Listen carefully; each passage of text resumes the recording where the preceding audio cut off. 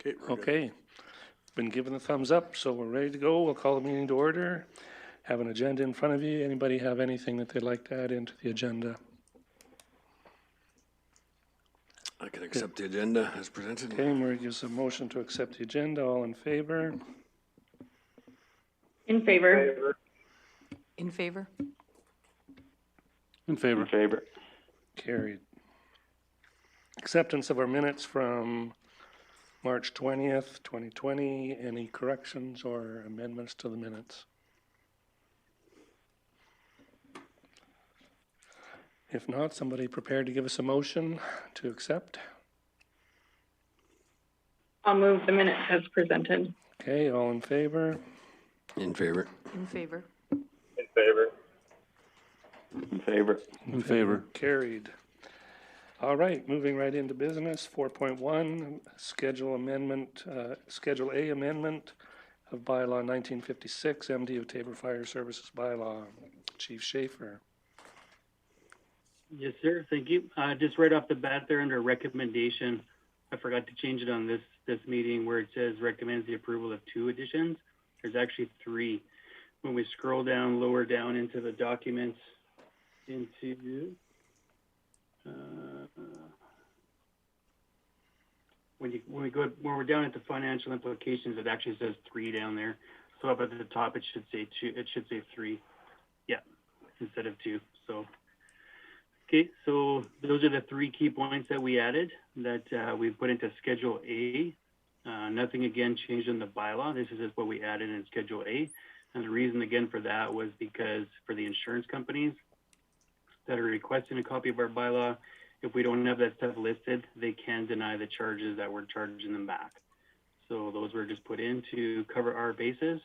To be sure, we added in the any MD equipment that we use, the highlighted items, incident command trailer and mobile washrooms when we're on a longer call, such as a fatality, and the public works equipment, so like the Hi-Ho, and then we started getting requests from the insurance companies for our photos, and especially drone photos. So those are the 3 that were added in. Okay. Anybody have any comments, questions on the reason for putting these in or the financial implications? I mean, how often do you get called for public works equipment? Normally with them, it's their water trucks. So with them, I know we do have water in here. Public Works water is already up there, but not too often. Like anything large like this, we've had 3 large calls in the last 2 years. So it's not like it's major, but like I said, we cost Stu almost $1,000 between changing filters and a valve that was damaged. So we can at least try to recoup that cost. Merrill, I got a couple of questions. Okay, go ahead. So Brian, in the past, if you have a contractor or somebody else bring a machine in, are they able to charge? Does this cover that as well? Any outside vendors, counselor, get charged directly to us. So if I call up, so like a water hauler, they bill whatever station. If I call for a Hi-Ho, they direct bill us to make sure they're going to get paid. So example for this bale fire, had we have called whatever Hi-Ho company in Tabor, let's say Miller Excavating, if they had been there 8 hours, what do you think that bill might have been after 8 hours for their service, for the time and the equipment? We would have had to take that bill and add it to the farmer's bill that ended up getting I can't remember what Joe said for sure. Arlis, do you remember what it was? Was it $40-some thousand was the bill? I believe that was. I remember for sure. I believe that was close to the total. Yeah. Yeah, somewhere in there. I'd have to look to be sure. So if let's say it was a $8,000 bill, that would get added on top of it. So. Okay, no, just my question was, though, does this cover that? Do we have something in our bylaw to make sure that we can pass that on? Yeah, that's what this is here. That's what we're doing right now. But it only says MD Public Works. What about contractors that you have to call in? Yeah, it's in here somewhere. Because we do have it as the Alberta construction rate. trying to think where that is there. MVPs. Yeah, it should be right in here.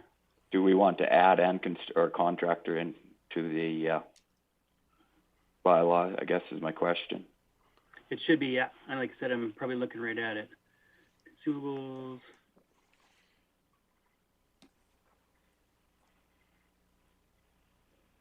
Yeah, we'll just add a number 12 in there for any outside vendors. Because normally with those, like I said, we don't get much hassle with that, because in here, like I said, we already referred to the Alberta Construction Association rates. So. But yeah, it's and not like I said, listed that we could. Yeah, exactly. Yeah, and I can't remember when the last time we called in somebody out of the MD to actually do that kind of stuff for us, besides our usual water haulers. So I'll make a point there of number 12 or maybe I can just revise number 11 that says MD Public Works and Contractor Equipment. Would you guys be okay with that? Yeah, I don't know if you just equipment.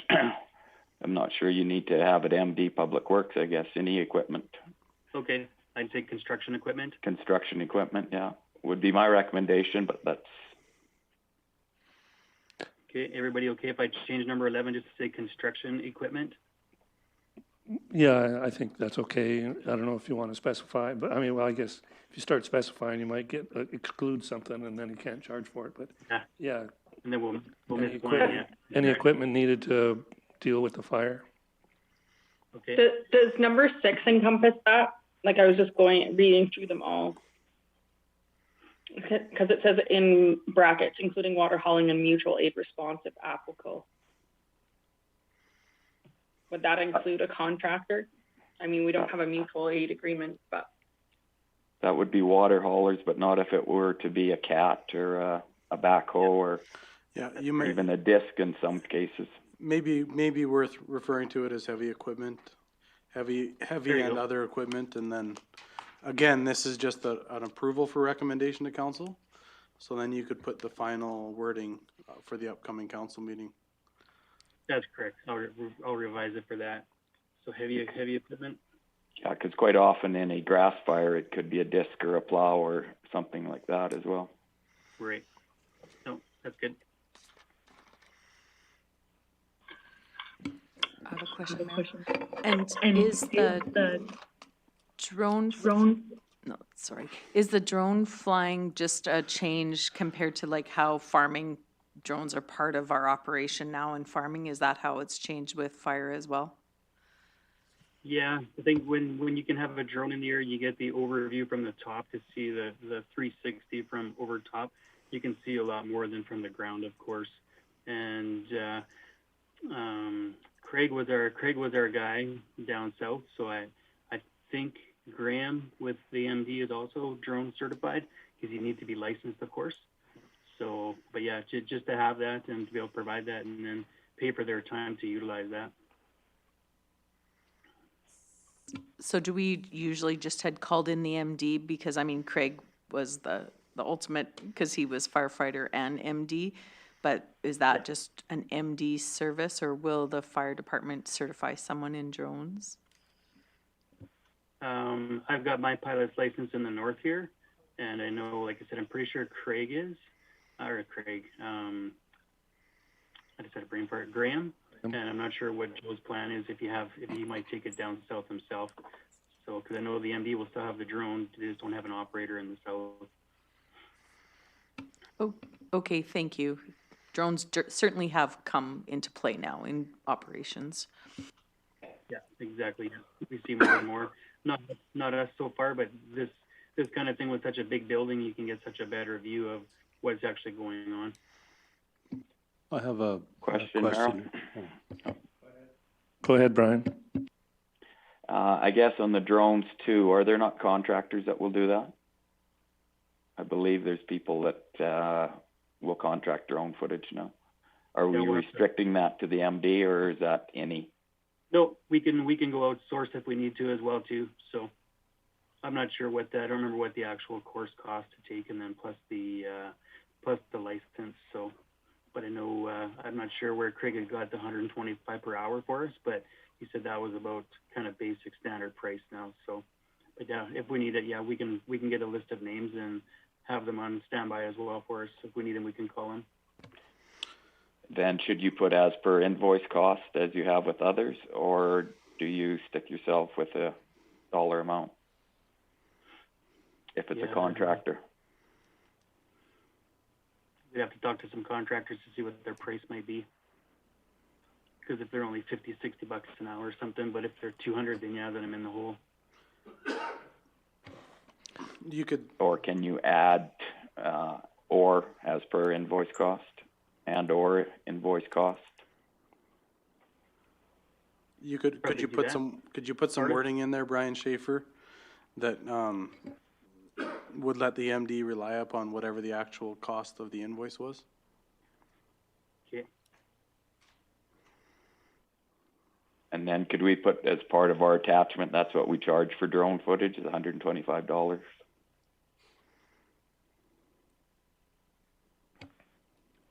Yeah, I guess down in their schedule.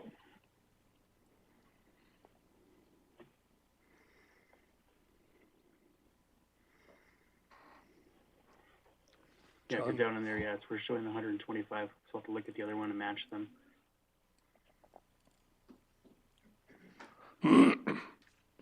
I have a Okay. question or clarification as well, upon the incidentals that you mentioning, air filters, things like that. I'm just wondering if the Alberta transportation rates aren't supposed to cover that type of, stuff?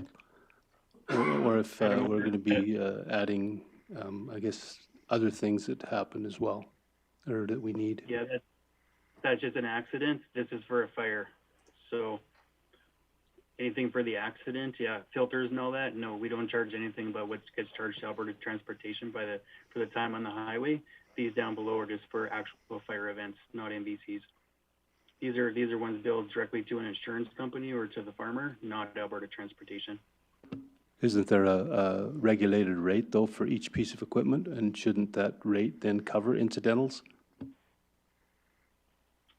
There's the Alberta construction one that's listed there, 2017 rates. That's what we're using as the MD. And then Alberta Transportation rates are their rates.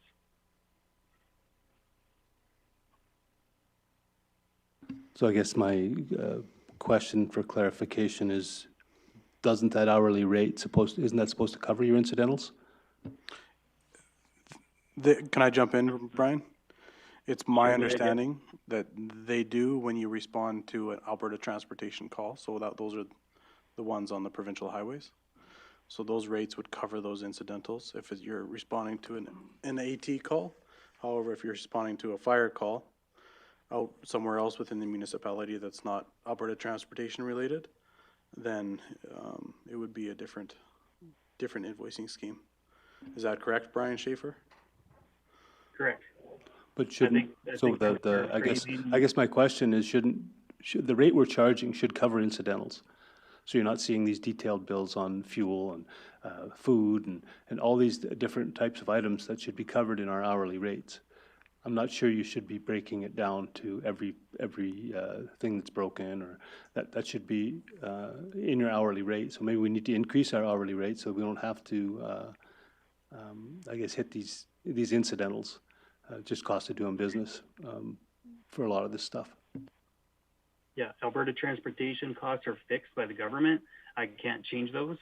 However, the Alberta construction rate, we don't have to use that. We can use our own rating.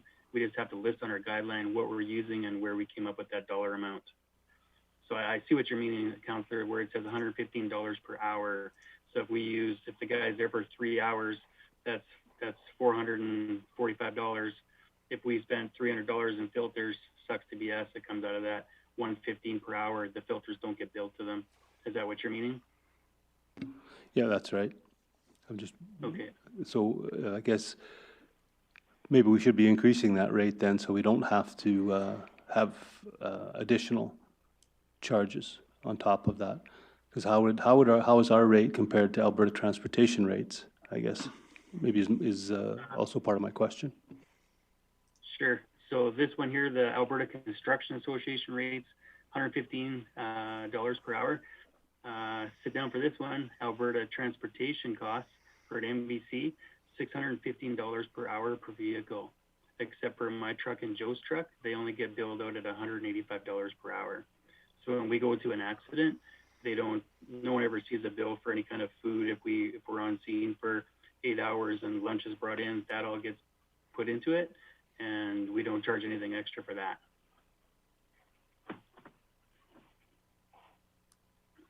So yeah, like we could make the rate for the equipment, we can make a rate whatever we wanted to make it, as long as we have some justification of why the rate is $300 an hour or whatever we made it for non-MVC calls.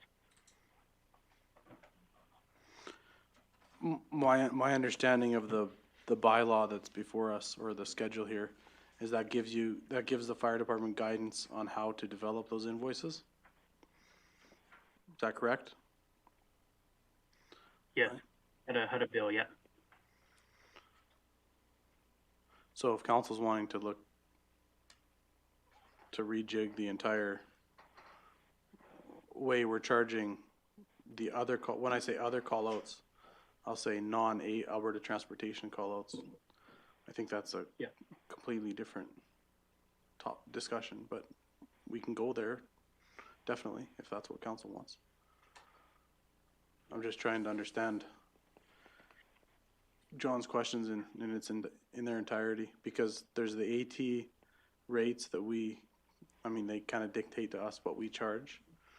And then I think, are you just asking for a similar model for the remainder of the municipality? I was just wondering, your hourly rate should cover your incidentals, and if they don't, then your hourly rate needs to go up. Because if you're this is a business, you wouldn't be additionally billing for everything. Your hourly rate would cover everything that you need to cover for your costs. And if these rates aren't covering our costs, then our rates need to go up. I guess that's my question or statement, I guess, however you want to look at it. Brian, on a call like we had there south of Barnwell, what, other than driving back and cleaning up the hoses, et cetera, what more incidentals or whatever would you have billed for or would have needed to take care of on those trucks? Firefighter foam, if it's applicable, and that's under number 8. That says as per invoice cost. So if we use 10 pails of foam, we need to get that back. Because again, when we give the first 4 hours of service for free, if I use 10 pails of foam, those pails of foam are $125 a pail. I'm in the hole $1,250. So that we will bill back. We'll bill back the water, as in number 9, and number 10. So depending on where the water came from, if it's a private hauler or MD hauler, so the MD is cheaper. It's only $115 per hour. And I'm trying to think what else in there. But so on the trucks, you had to change air filters? Is that what you're talking about? Correct, yeah. So no, on that $1,000 I was talking about was for the MD Hi-Ho. That Stu had to replace the filters and everything on there, and the heat obviously buggered up one of their valves on there. So he had to replace that, and he said that was around about $1,000 total package. So we put that on our bill. So when we get that back from the insurance company, Corey will code that $1,000 back to Stu's Department of Public Works. So Stu's not owed anything. So I'm just thinking here. To Councillor Turcado's question, it looks to me like each call isn't going to have the exact same requirements, which is why I think the schedule is in place, because it provides a little bit of flexibility to invoice as per the requirements or necessity of each call. Does that help at all? That's true. That's true. Yes, that helps. Thanks, Carlos. Yep.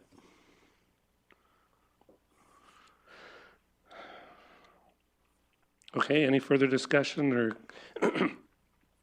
Just Colin? one more point of clarification, Earl. Go ahead.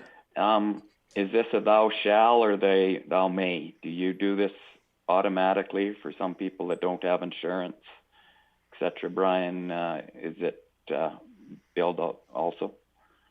Our whole goal is not to put the ratepayer in a state of owing money like that. So if he has a $10,000 cap for his insurance, then we try to work around that as best as we can. So it just depends on the fire and what kind of insurance they have.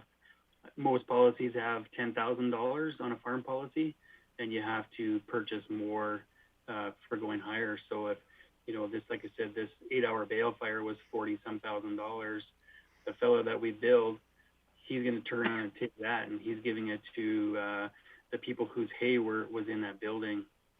So I'm sure they'll end up in their own disagreement there with the bill, but it could have been much worse for the fella.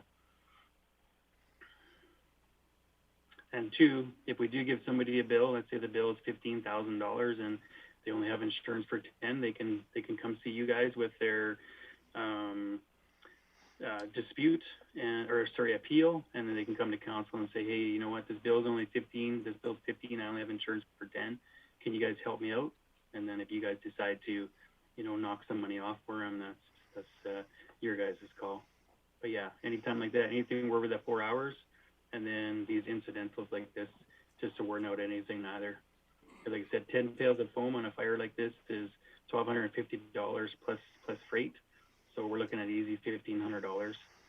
That's an expensive call out.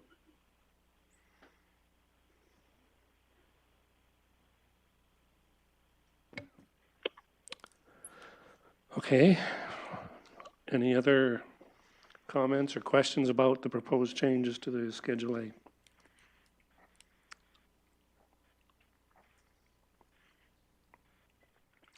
Then we need a motion to recommend to council. I'll make that motion just to recommend to Arlis. council. Oh, wait, sorry. Arlis has got a question or a Well, comment. there was just some suggestions on things that we could add and clarify. So you're probably going to want to, Yeah, number 11. if that's what council wishes, you're probably going to want to make that recommendation as well as including those amendments into the schedule. And then we can bring it to council for final approval. So Can we number 11, recap those? number 11 was to revise it. Instead of saying MD Public Works Equipment, it was just going to say heavy equipment. Yeah, I think that's what was decided.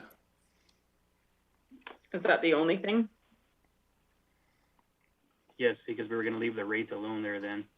Okay. And then I think there was a clarification on the drone piece as well. We were going to Yeah, add. we're going to add or invoice costs. My apologies. Correct, yeah. So if it was the MD drone, you'd be charging the $125 an hour, and if it was somebody else's, just as per the invoice. That's correct. Okay. So I'll make the motion to accept the recommendation as presented with the addition of an edit to item 11 to include heavy equipment, as well as the edit to the drone fees. Okay. Bring back to council. And that's, Arlos, just technicality, it's a recommendation back to council. Correct, yeah. Right. Okay, Jennifer's given us a motion to recommend to council the 3 changes in the fee schedule as per she just mentioned there, the number 11 and the drone one. Any more discussion? Those in favor? In favor? In favor. In favor. Favor? In favor. In favor. Carried. Alberta Agriculture and Forestry Mutual Aid Agreement. Okay, so this is our 3-year renewal with Alberta Ag and Forestry. There's nothing different except the date from the one we did 3 years ago. So we did give them more information, this one in their renewal for our radio channels, that kind of stuff. So if they had to jump in on a call with us or vice versa, we have each other's programming and we can connect and communicate with them on scene.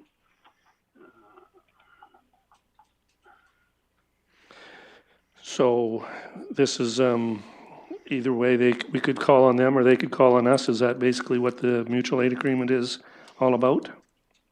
That's correct. I know back in 2015-ish, somewhere in there, when they had some wildfires, they were going around the province peddling their wares. And we signed on with them, so we had something in place. The other thing this does is it gives our volunteers the ability that if there's a forest fire in the province, many of our volunteer firefighters have taken the Ag and Forestry wildfire course.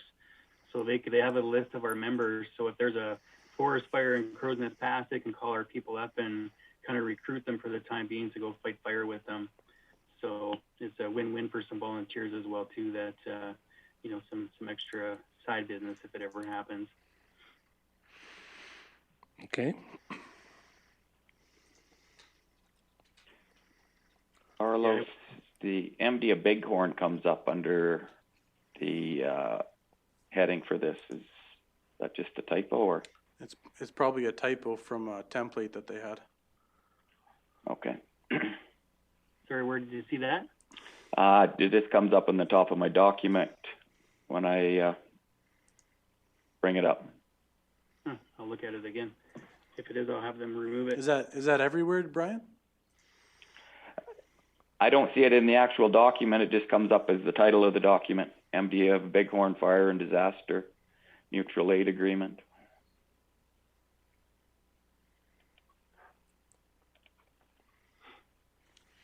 I'm not seeing it. You must have a special copy of the agreement because we're not seeing it. Yeah, I think it's the name of the file, it looks like. Oh, okay. Okay. Yeah, weird, because mine says 2019 MD Tabor Mutual Aid Plan and Mutual Aid Agreement. That's weird.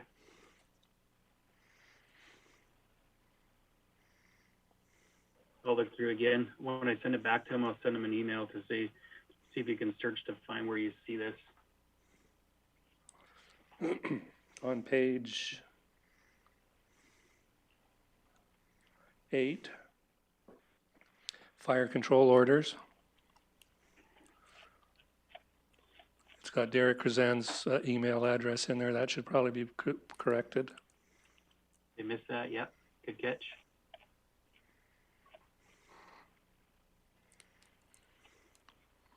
Yeah, I'll get that changed.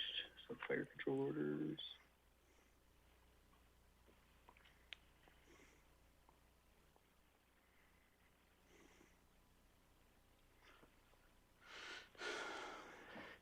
We'll just need to ensure contact info's Yeah, current. up to date. throughout. Yep. Yep. That was supposed to be changed to say CAO, and then it wasn't specific, so they missed that. Because, Okay. like I said, they've been working on this for the last year, so. Okay. Any other concerns with the document at all? Brian, I just sent you a picture of where it's showing up in mine, so give you some reference.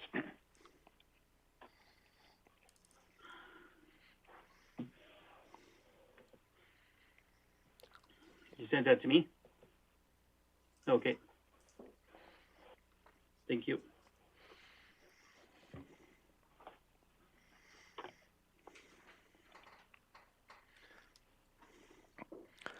So this one, Arlos, is another recommendation to council, or is it just for information purposes? You can receive it for information and we can execute it from there. Okay. Anybody willing to make a motion to accept for information? Yeah, I can make that motion as recommended for information. Okay. Any further discussion? All those in favor? In favor? In favor. In favor. In favor? In favor. Carried. Next item, Town of Tabor Mutual Aid Agreement. So along the same lines here is the Ag and Forestry. This is their 3-year renewal as well. This went to Corey and to Steve Munshaw to look at what they wanted to do, and they've left it as the no changes as a full billing agreement for another 3 years with us. Brian Schaefer, can you advise as to the status from the town side? I do believe they took it to a council meeting Yeah, sorry. within the last So week May or so. 20 Yeah, Chief Munshaw was taking it to council meeting May 25th for signatures, and like I said, Corey and Steve reviewed it and want to leave it at the same how it was as no changes from our past one.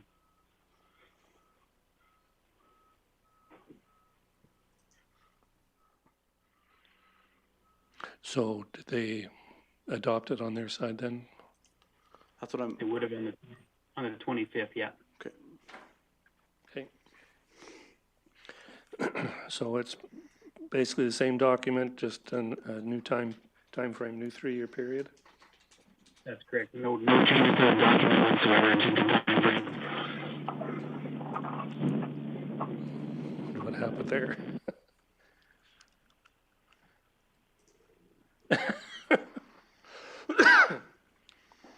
Okay, anybody have any concerns or questions with the, on the mutual aid agreement with the town?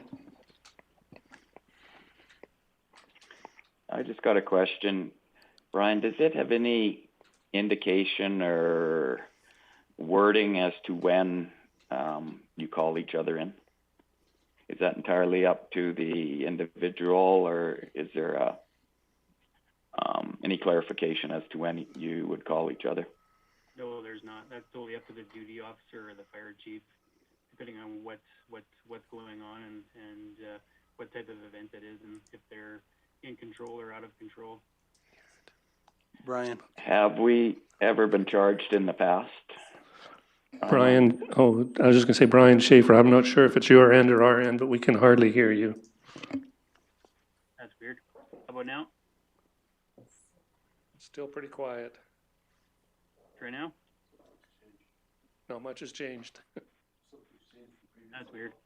Yeah, I don't know what happened. We got some real garble from you at the end of the last little conversation and can hardly hear you now. Okay. How about now? Can you hear me now? it's a little better. Just keep talking loud. It must be in your end because he's coming in good on my end still. Okay. So yeah, so no, there's, it all depends on the duty officer or the fire chief of what the actual event is, if they need the outside resources or not. For us, I know we utilize our internal stuff first. So like for me in my area, Enchant, Hayes, MDFD are down there. They will call in Grassy Lake. And if more resources are needed, then of course we have to go outside.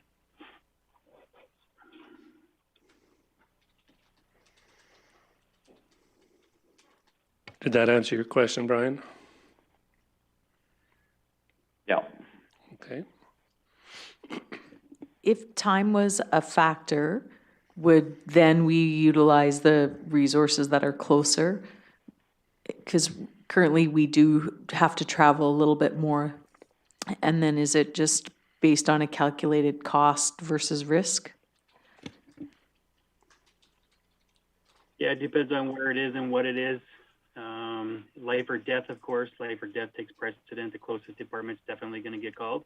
But if it's not life or death, then that you can wait that extra 15 or 20 minutes, and we're going to utilize our internal agencies for simply for the cost benefit of it. Because again, the Town of Taber mutual aid agreement is $615 per truck per hour.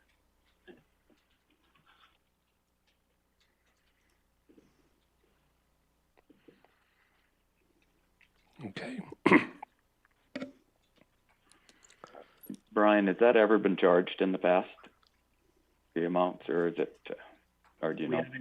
We haven't used them in the past 3 years, nor have they called us.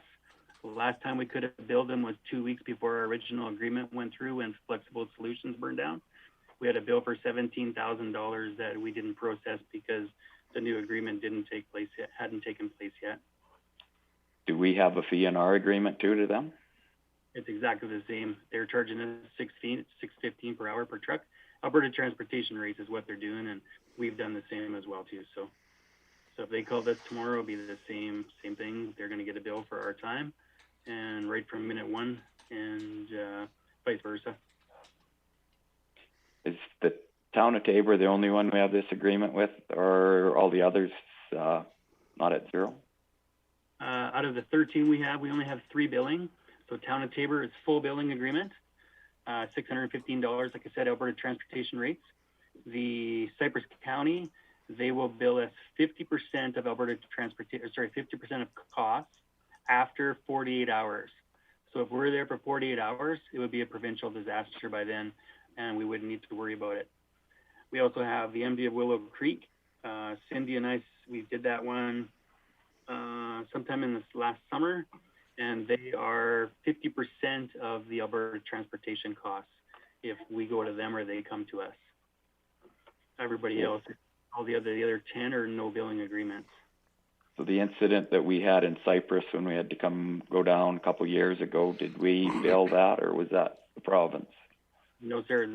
There was no state of local emergency ever called on that call. So we went down. We were there for.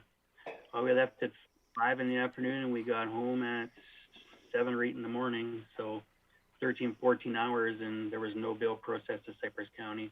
Just a thank you letter from, I believe that would have been Doug at the time, saying thank you for coming to our assistance, because those guys never did declare a state of local emergency.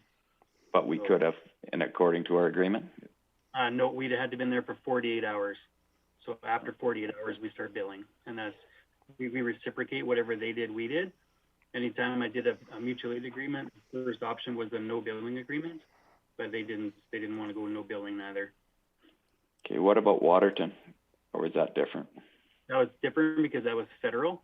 So that one, when we were there, we charged the council per diem rates. So that's what was agreed to then, and I believe that was for the people, and then I believe for the vehicles it was still Alberta transportation rates, but that was pre-agreed before we actually left Tabor.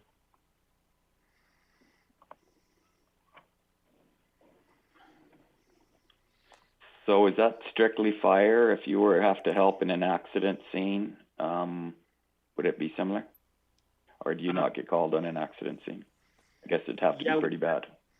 We've had joint calls north of Vauxhall here. I'll use me as an example.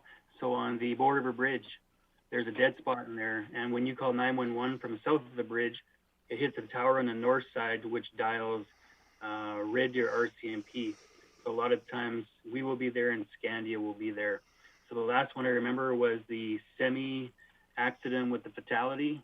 That was right across the bridge deck. We billed, and then Scandia or Newell County also billed. So the Alberta Transportation got a bill from both of us for that call, because we had one side, they had the other, and then we had the task of the actual bridge work. So there are those times that we'll get called for mutual aid for that, but that we bill directly to Alberta Transportation because it's on the highway. Have we ever billed a neighboring municipality? Not that I can remember. Last year, I think 2 years ago, I can't remember for sure, there was a grass fire on the 521 right at Lethbridge County and MD of Tabor, and they used 2 pails of foam. Picture Butte gave us 2 pails of foam and made up for it, and there was nothing exchanged hands, because we would have just billed the incidental 4 hours, because the first 4 hours was free, so we only billed we wouldn't have billed for the 2 pails of foam. He just gave it to us, so we didn't have to do a bill. But I can't remember for any kind of fire events to bill somebody else. Do you think we should be looking at this mutual aid agreement with the town again then? It seems to be a rarity that there's billing. I'm not sure. Like I said, they're the ones that they had first crack at it here. They had first crack at it here the ball was in their court for renewal, and they wish to keep the terms the same. So I'm not sure. Last time you guys did it, it was council on council. So The way I understand it or remember it is they bill their citizens the minute they drive away from the fire hall, and they're not going to do anything less than that for us. that's correct. That's from the meeting that we had in council chambers there with Town of Tabor. And that was shortly after the last time we signed the original agreement, if my memory serves right. Yeah. Would it be worth a conversation, do you think, Meryl? Bring up at our next joint meeting? I guess we could always bring it up, but that's just my recollection of Councillor Strovis's response to that question when we questioned him, was their citizens are charged from the minute the fire department leaves, and they would do no less for our municipality. And I just looked on their May 25th agenda, and it was there in this same format, so it doesn't matter who's first to the plate, but if that was an issue that we were gonna discuss, I think you're right, Brian, we should always keep it on the table, because I think anytime we can work together, it's a good idea. But they could have come to us too. I still don't quite understand the rationale in the business, but man, I think we have extended ourselves. And when I see it on theirs and went forward, it does make me scratch my head. So I think we're doing what we can, and we'll just continue to be good neighbors. My main concern is, as long as we're, utilizing our volunteers the best we can and keeping them safe. Carlos? Perhaps as a point of suggestion, could we, probably, I believe it's can't remember what the time frame for emergency services was under the ICF, but maybe this would just be a natural discussion to have at that point in time through the IMDC committee as part of the ICF. Rather let it take its kind of natural course, and then use that committee for the purpose it was established for, being the ICF discussion. So that might be the natural progression. Yeah, I was thinking bringing it up, we could bring it up at the next meeting, but there is a timeline, and I don't remember what it is, whether it was short, medium, or long, to discuss those sort of things, but I think it was a median type priority, but priority. we can't do everything Yeah, all at once. we've got a few others pegged as more important. And I think that was. I think we need, Sorry. go ahead, Tom. I think that was because we had a sense around the table of where we were at, and we are working hard to continue to mature our fire department, and they've got their stuff going on. So it wasn't that people aren't interested in talking about it, it's just people have some other things that were in front of that. Would you agree, Merrill? Because you were there. Yeah, And Murray was there too. Yeah. Yeah.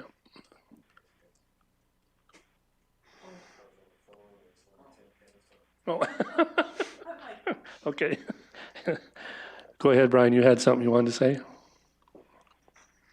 No, I agree. We should accept this one, but at the same time, it'd be nice to have the conversation. Yep. Okay, any other concerns or questions on the mutual aid agreement with the town? Somebody, so we just need to accept this one for information also? Or we- Okay, I can make that motion, Tamara. okay. Any more discussion?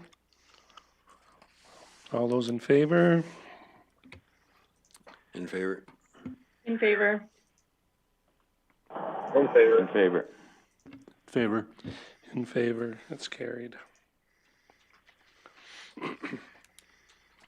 Okay, next item is a discussion, Alberta Health Services emergency EMS, whatever, discussion. No, just to give you an update here for the summertime here, AHS just hired five of the volunteers again on me. So I just like to give you guys the heads up and keep you in the loop that that's happening still. So I do have one person going for his second 4-day tour in Tabor this coming Thursday, Friday, Saturday, Sunday. That'll bring me in one more person. I hired a person who's going to July orientation in Calgary in July. And I have another interview this Thursday for another EMS volunteer. And after about 3 weeks of complaining, I finally got a stack of resumes. So I might be, hopefully by the end of summer, I should be back to where we were. So it might cause this, not saying it will, but it might cause us some out of services here or there. So hopefully not, because with COVID, no one's going anywhere right now for summer holidays. So they might not be needed as much. They hired another 17 casual staff in the South Zone again, so they're just flooding people into it. So, okay, that's it for my EMS update for you there. Okay, thanks, and we'll move on next to the next one. Just a question on that. You betcha. Brian, what kind of time do you spend on the AHS side of your job? It's gotten better. So payroll scheduling, The volunteers have gotten trained now that because I've been so busy that if they can't work their shift, they're finding somebody to replace themselves, which has been a big plus for me. So I'm not having to try to find people to fill the holes. They've been doing that on their own. So morning I spent between the scheduling and the end of month stuff for AHS, probably 2 hours this morning, a little over 2 hours. So I'm probably still thinking by the time both schedules and all the day-to-day stuff, there's been a lot of COVID stuff going on. Hey, can you organize this for us so we can come do all the volunteers with this kind of stuff? So I'm still probably going to say around 20 hours a month. So a third, 50-50, or a tenth of your time? Maybe down to a third now. Yeah, I wouldn't say 50-50 anymore. So do you also still go on calls? When I'm available, I will, but I haven't. My last ones were January the 10th for our big fatality. So, and they've got kind of the rule was that because I was the only EMT, where now most of the time there's 2 EMTs on the car. So if it's a cardiac arrest, I will go with, but otherwise, then no, they're on their own. Okay, thanks.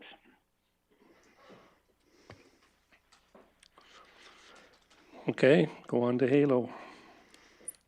Okay, everyone in the room is well aware of what's going on with Halo. And I'm just wondering, I know in the past we have given them a donation of $10,000. So I'm wondering if the MD is doing it this year again. If you are, I would like the opportunity to be there to present as well. So I can challenge the other fire services to meet or beat our donation to Halo, just as kind of a little fundraiser pitch for Halo. Okay, probably Brian and I were involved in a conference call this morning with most of the municipalities here in Southern Alberta regarding Halo funding, and I think if it's okay, we'll wait until our council meeting to have a big discussion on that. They're looking for some assured funding from the municipalities and assured funding from the government, and I think we need to develop a little bit of an RFD to have a good discussion on that. In the past, I think we've done 10,000, but I think last year we boosted it to 15. Does that ring a bell with anybody? And they're actually looking for a substantial amount more than that from every municipality. So I think if it's okay to hold that discussion off until our next council meeting, where we can present an RFD and have a good discussion on that, if that's okay. Yeah, no problem at all. I just wanted to put the bug in your guys' ear. Yeah. Anything to add, Brian? That was the gist of the meeting this morning.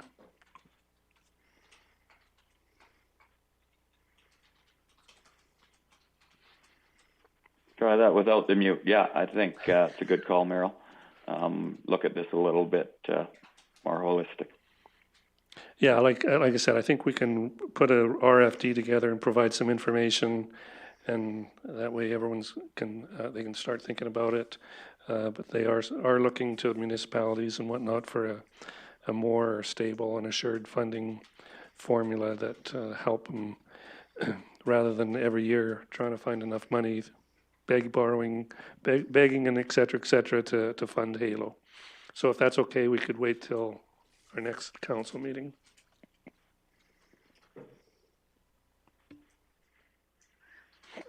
Mayor, when you're considering that RFD, we also had STARS here asking us for that same kind of committed funding. So would we factor in both of those arguments and get a clear understanding of what the province is willing to do for air service? Because Halo's done a really good job of trying to illustrate their importance, but I think we need to look at it as almost an AHS service rather than a municipal service. So I hope we'll factor in some of that as well. Yeah, and I know that the provincial helicopter EMS thing the review was underway. It kind of got sidetracked by COVID, but I understand that they're trying to get that review and study done before the end of summer, if I remember correctly from the conversation this morning. So I said, there's lots to be considered here. Is it a municipal responsibility? Is it a provincial responsibility? And so, like I said, there's lots to be considered. If we're gonna do anything, any more of a donation than we're doing at present time, I think. Okay, is there anything else anybody would like to bring up in our fire committee? Next meeting date, is it usually quarterly? Is that what we've been doing, Candace? So we'd be into about September by a quarter from now? September, I believe. Yeah, beginning of September sometime?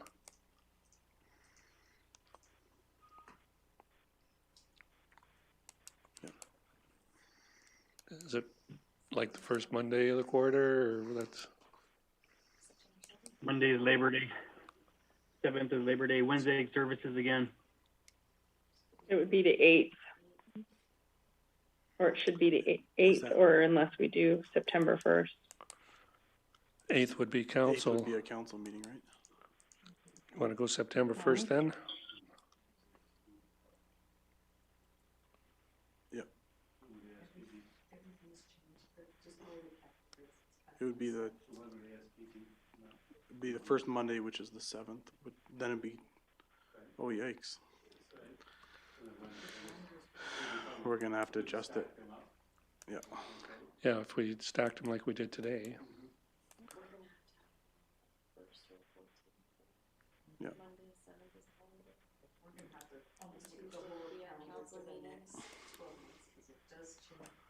Yeah, that's weird. So typically in the past, we would have done when we would have had those meetings on September 1st. Council will still remain on September 8th. Our second SDA meeting would be on the 14th, and our second council meeting would be on September 22nd. And then come October, we're back on regular Schedule. dates. Okay, So it's just September that's a little bit long. so September 1. September 1st, yeah. So 1 p.m. in the afternoon, and ASB and SDA will most likely be in that morning? Yes. Okay. Is that everybody out there got that? September 1st, 2020, 1 p.m. I'll update the calendar Yeah, here and get a whole bunch of dates. okay, At least you'll be able to see what it looks like. okay, sounds good. All right, nothing else? John gives a motion to adjourn. Have a good afternoon. Merrill, could I just have a conversation with everybody after the adjournment here? I just got to ask Carlos a question. Yep, we'll just wait until the stream is finished here. Okay, thanks. Okay, I'm signing off then. See ya. Thanks, Brian. See you later.